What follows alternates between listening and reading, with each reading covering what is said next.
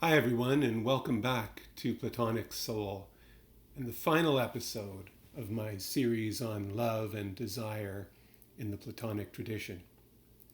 And as last chapters often do, this one will try to pull things together. As the title suggests, I'd like to recap in a single episode why I think Plato's philosophy of love is the best response we have to the great cultural or psychic, or if you like, spiritual problem of our time. So, if you've watched this series from the beginning, you'll remember we talked about what I called the great problem of being human, this sense of alienation that comes with the gift of thinking, and the twin existential anxieties it can lead to. Our inclination to judge and appraise inevitably leads to doubts about whether the world and we ourselves are good or not. We delved then into religion and how it seems through its history to have mostly served the purpose of allowing people to some extent to overcome this alienation through what we called unitive experiences, these altered states of consciousness through prayer and ritual, which is, after all, a kind of prayer in motion. Although, and this is important, it seems to have functioned in this way unconsciously. This would not have been a stated aim of religion. The purpose of religion generally was stated in the terms of religion itself, to please the gods and so on.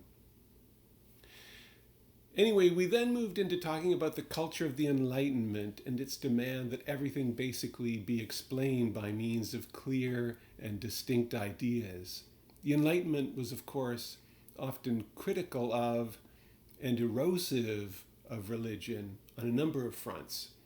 Perhaps most importantly, when it took religion as an attempt to explain nature, which I think indeed was probably always part of religion to some extent, though certainly not its main purpose. But the Enlightenment found, of course, that it could beat it every time at this game. And so the credibility of religion in the West, generally speaking, has declined over the last few centuries. And I suppose this will likely continue to happen as long as the goal of religion isn't taken to be the attainment of unitive states, that overcoming of the divide between self and other that I just mentioned. And though we've seen this idea put forth a century and a quarter ago by William James, it's been far from universally accepted. And so we still have, to a great extent, what I think you could call these decadent forms of religion for which the goal is something other than self-transcendence, perhaps merely the false comfort of certitude for its own sake, and in many cases, still explaining nature. This understanding of religion in the West is part, I think, of what has led some to the notion that oneness is the object of Eastern religions, but not the Western, or if you like, Judeo-Christian ones. That this is still the case for so many people, I think, is not always easy for me to accept. And so I was a bit taken aback recently to see the author and podcaster Sam Harris in a 2025 YouTube video say that Christians need psychedelic experience and teaching and mindfulness to stop revering the Bible the way they do. He then proceeded to explain why he thought religion will continue to decline for the same reason that it has since the Enlightenment. He said, quote, "There are hundreds of questions upon which religion used to be an authority, but that authority has now been ceded to science or a secular understanding of what's real. I would say there are no questions that used to be in the province of science or secular religion that have been ceded back to religion as an authority." And he gave the cause of epilepsy, once thought to be demonic possession, as an example of this. And he concluded, it's a unidirectional conquest of real estate, where scientific or secular understanding is going to claim the territory and never give it back. So yeah, kind of astonishing in a way to hear for anyone who's read William James or the many writers who have been influenced by him, but I suppose the fact simply remains that many religious people in the West and around the world take their religion literally as an attempt to explain nature and are deeply troubled when they see it basically getting beaten by science on this score. But anyway, the important thing is that the erosion of religion, not surprisingly, has left people in the Western world, and to some extent throughout the world, not just in the West, craving oneness.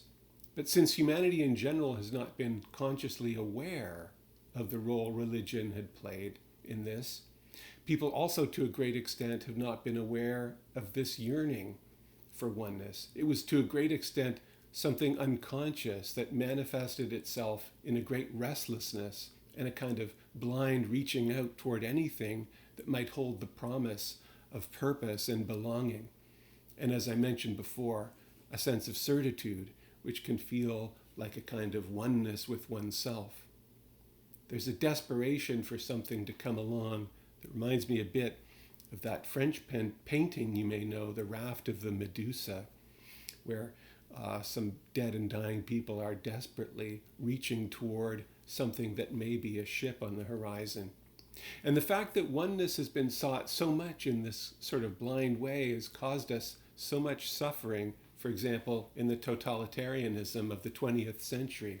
And it continues to cause it in the ideological tribalism we see today. But at the same time, there's also been increasingly over the last 2 centuries or more an awakening to the unitive role religion had played, or at least a conscious sense of the need of people, not just for truth expressed abstractly through these clear and distinct ideas, but also for oneness, an immediate unity with reality. And basically, since the Romantic era, people have been seeking unity more and more self-consciously, a process I think that really kind of accelerated with the discovery in the West of Eastern meditative practices. We saw this, of course, with William James, but of course, it's something that became much more widely adopted in the West in the 60s and subsequent decades. Meanwhile, we've also seen the development of techniques of psychic unification through psychotherapy, into which, of course, mindfulness has often been integrated. It's indisputable that both psychoanalysis and the meditative or mindfulness practices that have joined it have, like the Enlightenment as a whole, of course, helped a great number of people and done much good. However, it seems to me that in themselves, they're unable to resolve the fundamental problem of being human, this existential alienation I've been talking about. And here's why I think that is. One thing that's important to remember, of course, and I think Sam Harris was kind of implying this also, is that in a sense the Enlightenment has never really ended. There's still a demand that everything be subjected to questioning and expected to produce answers in the form of clear and distinct ideas. What we're talking about here really is abstractions, for example, rather than figurative language, rather than language that lives through images as poetic and religious texts tend to, language that, unlike logical demonstrations, tends to have an immediate effect on us. It tends to make us feel a certain way. The problem is that when we assume that knowledge necessarily moves through abstraction to the exclusion of this more immediate form of cognition, we find ourselves unable to reconcile our need for truth/knowledge on the one hand and oneness or unity on the other.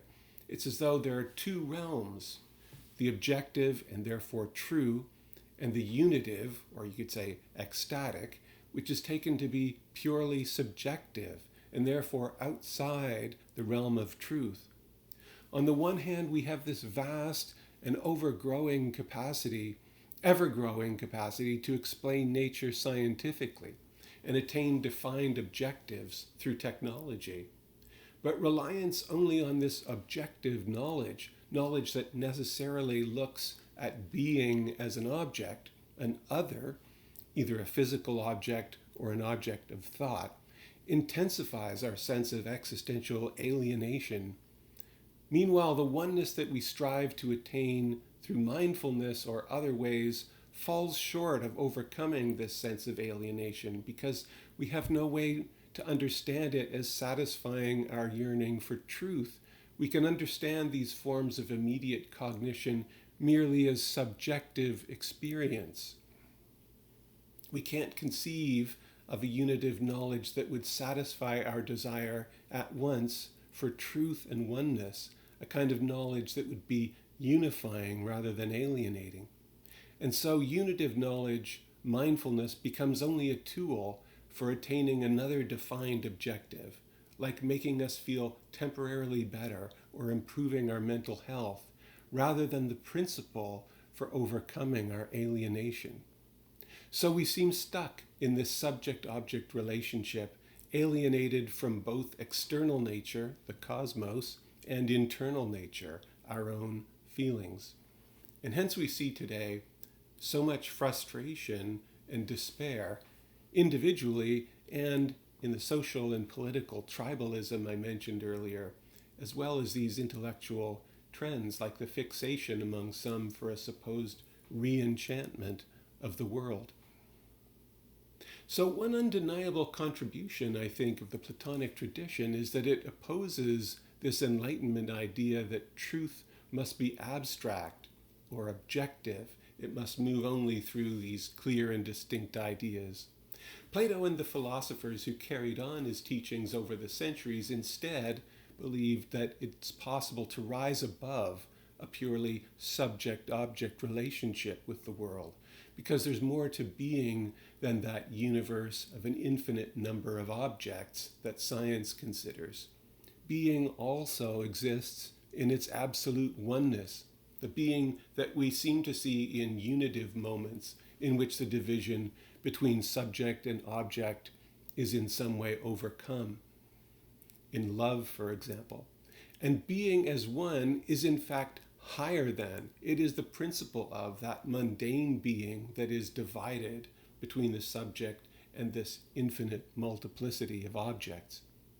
At its highest or truest, reality is absolutely one in the Platonic tradition, and it is possible, at least in some way, to perceive it directly, in a way that overcomes the opposition of objectivity and subjectivity. So this idea alone sort of flies against the scientific understanding of the world, which can be our default way of seeing it.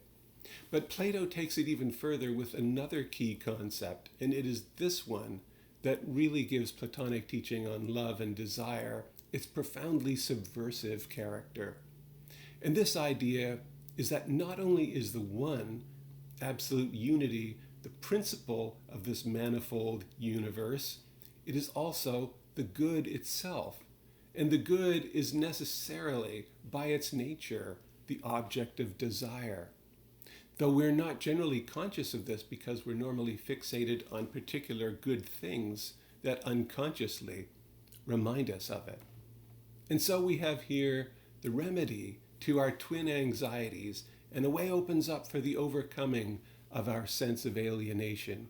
The world is the manifestation of absolute goodness, and we ourselves are motivated fundamentally, though we don't know it, by desire for this same absolute goodness.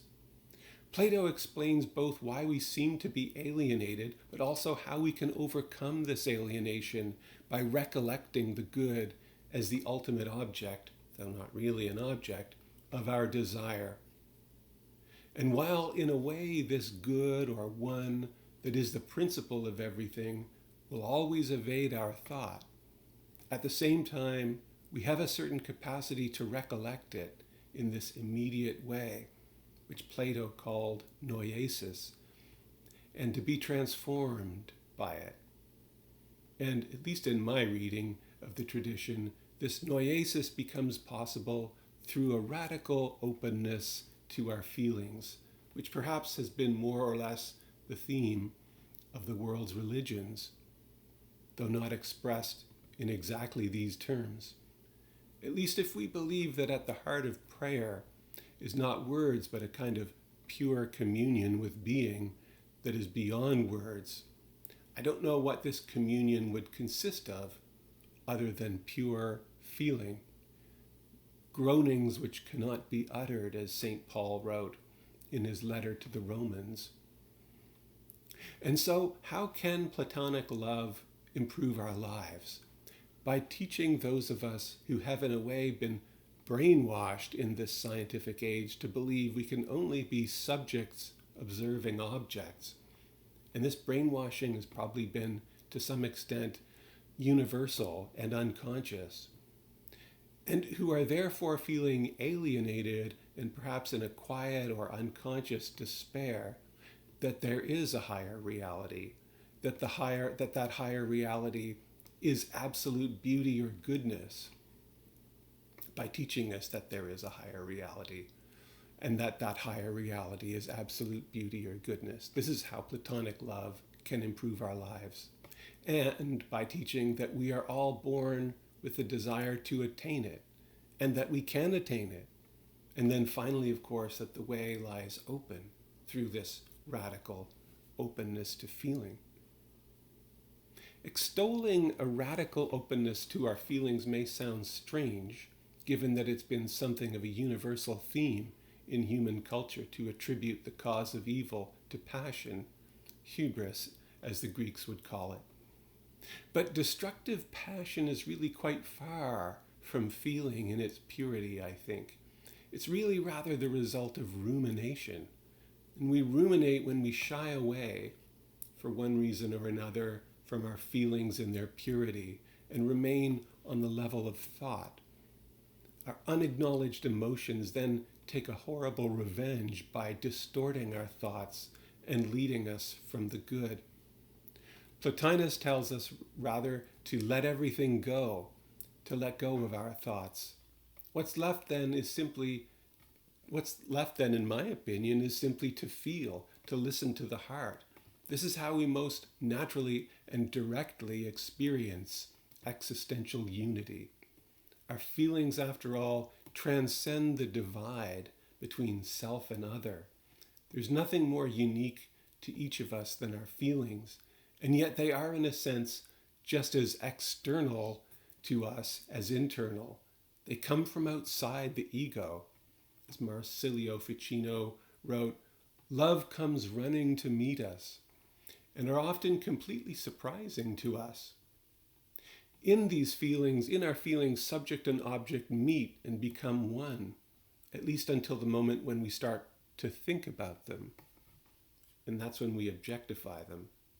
But pure awareness of feelings is how we allow the infinite goodness and oneness of being to enrich our lives, even though the experience may not at first match our notion of what is pleasant. Look within. There is the fountain of good, and it will ever bubble up if you will only dig, wrote the Stoic emperor Marcus Aurelius. And where your treasure is, there will your heart be also, Jesus said, according to Matthew, in his Sermon on the Mount. One thing that I think is worth noting about the Platonic solution, because it makes it even more apt for our time, is that it kind of renders the Enlightenment quarrel with religion moot. Because whether it's expressed in religious or philosophical terms, whether one speaks of the good/one or God, radical openness to feeling or prayer, the ideas are essentially the same.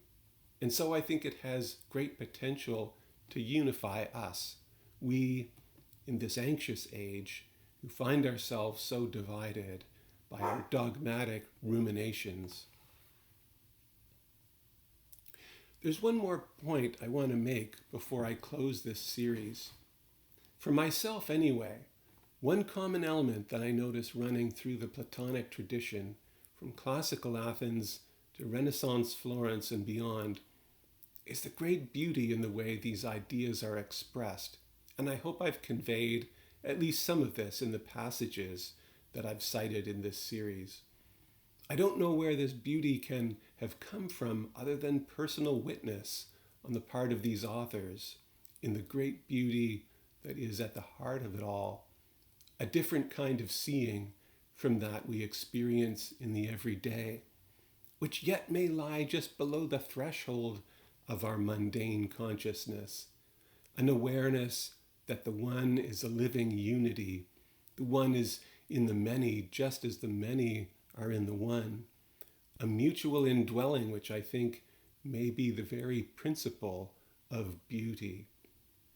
And perhaps an effusion of wondrous writing is going to flow inevitably, in a way, from the idea that the good we seek is kinetic. It is, in some way, lives in action, in virtue, including that virtue of generosity that inspired Plato and his followers to give so freely of what they had seen. There's a self-givingness in this writing that in its own way imitates the infinite self-givingness of the one, stemming in the case of these great teachers from having entered the pure radiance that is the heart's true desire, shining forth like the sun, as Plato famously said in his Republic, that famous image of the sun as the good, and that invites us all to do the same.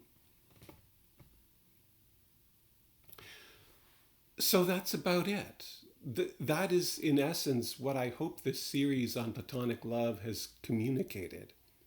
I hope you've enjoyed it, and as usual, I welcome any thoughts about this video or this series that you might want to share. It's certainly been an immense pleasure for me to share my thoughts with you here, and I strongly suspect this won't be the last video I put on this channel. So perhaps I'll see you again before too long.